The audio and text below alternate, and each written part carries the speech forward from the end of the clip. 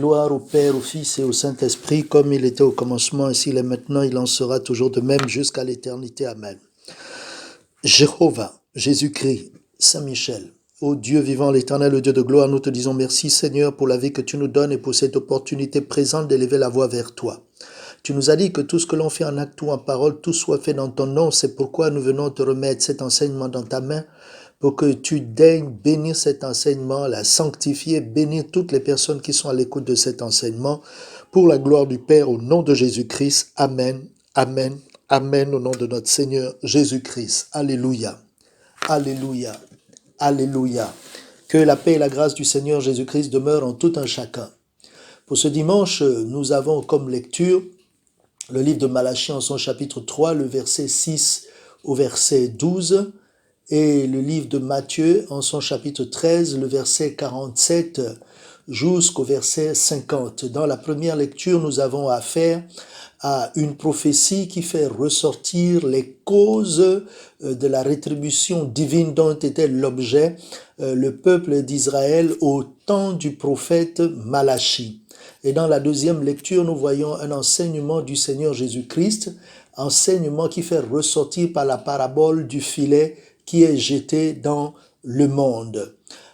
Ces deux textes pourraient être définis comme une illustration du royaume de Dieu qui est caractérisé par le jugement de Dieu.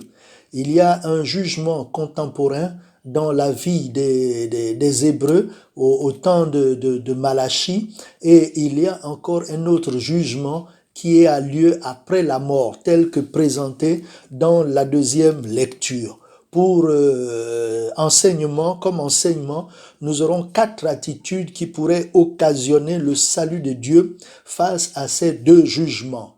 L'intérêt de cet enseignement est porté sur le fait que Malachie, en son chapitre 3, le verset 5, nous montre que Dieu s'approchera de l'homme pour le jugement et pour rendre témoignage de tous les actes que nous posons. Cependant, dans le livre de 1 Timothée chapitre 2, le verset 3 à 4, l'Écriture nous dit que Dieu veut que tous les hommes soient sauvés. En effet, personne ne peut échapper à ces deux types de jugements, car nous avons vu, à travers l'histoire d'Adam, l'histoire d'Abel et de Caïn, de David et tous les patriarches qui sont mentionnés dans nos Écritures, que ceux-ci ont toujours été l'objet d'un jugement avant la mort, le jugement contemporain dont nous avons baptisé tout à l'heure. Et dans l'histoire du riche et de Lazare, dans cette parabole du Seigneur Jésus-Christ, nous voyons encore une forme de jugement qui a lieu au moment où l'homme est appelé à rendre l'âme, parce que après la mort, il y a des orientations particulières par rapport au comportement affiché par l'âme. Quelles sont donc ces 4 attitudes salutaires qui ressortent, qui sont révélées des deux textes qui nous ont été programmés présentement? Nous allons rentrer dans le fait du sujet pour voir que la première attitude, c'est le fait de revenir à Dieu par la pratique des dîmes. Le verset 7 et le verset 8 de la première lecture mettent en évidence ce concept. Et nous le voyons aussi dans le livre de 2e Chronique, chapitre 31, le verset 4 au verset 10, et Néhémie, chapitre 10, le verset 35 jusqu'au verset 38, que lorsqu'il y a un apport des dîmes, de toutes ces formes de dîmes qui ont été révélées dans l'Ancien comme dans le Nouveau Testament, il y a nécessairement le réveil ou la renaissance de la religion et la renaissance aussi de la nation. Au temps du roi Ézéchias, la religion était tombée, tout simplement parce que tout ce qui était consacré à plein temps dans l'œuvre de Dieu n'était pas pris en charge par la société qui refusait de prélever dans leurs avoirs ces dîmes-là. Mais quand le roi Ézéchias s'est investi pour favoriser cette action, la bénédiction s'est étendue sur la nation, les prêtres étaient joyeux. Et au temps maintenant de la chute, les Hébreux se sont réveillés pour ramener cette pratique-là au temps de Néhémie. Et nous voyons qu'il y a eu renaissance de la nation. Que l'Éternel Dieu Tout-Puissant puisse nous assister et nous bénir. Le fait de ne pas s'investir dans cette pratique-là est souvent conditionné par les attentes que les gens voudraient voir par ces apports-là. Il y a des choses que nous ignorons souvent, c'est que les défauts moraux viennent empiéter même sur le pouvoir et l'autorité des dîmes. Les défauts moraux rendent nul le pouvoir et l'autorité de cette dîme-là dans la vie de ceux des contribuables.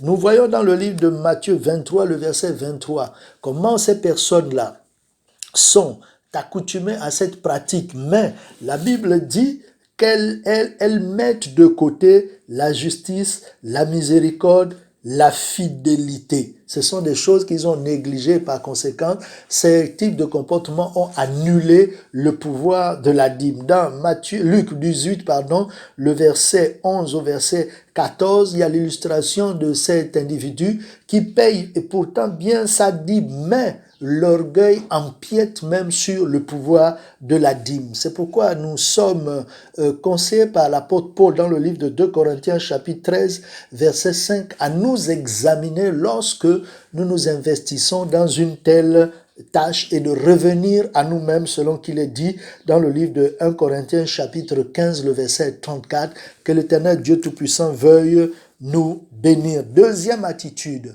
le fait de revenir à Dieu par la pratique des offrandes, nous le voyons dans le verset 7 et le verset 8.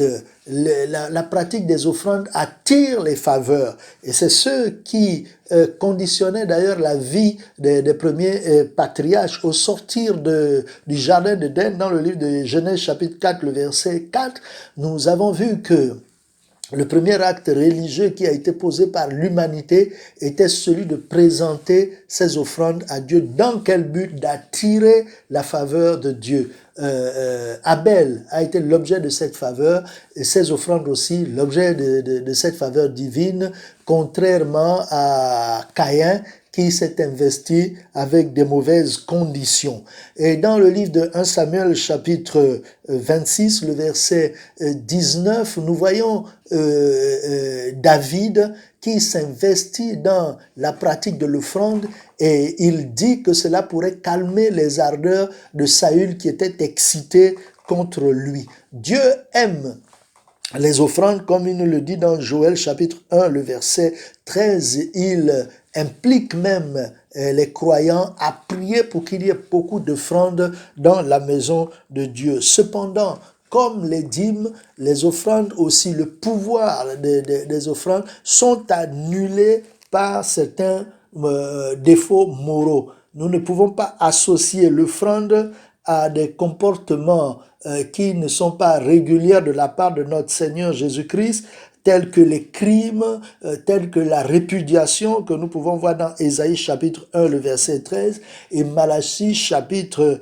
2, le verset 13 jusqu'au verset 16. Le livre d'Amos, en son chapitre 5, le verset 22 à 24, nous demande d'essayer d'associer la droiture et la justice avec les offrandes pour voir les faveurs de Dieu, cette grâce se manifester dans la vie du croyant qui s'investit à la tâche. Que le Seigneur Dieu Tout-Puissant veuille vous bénir, vous sanctifier pour la gloire du Père au nom de Jésus-Christ. Troisième attitude, nous le voyons dans le verset 49 de la deuxième lecture, le fait d'être juste et de s'y maintenir.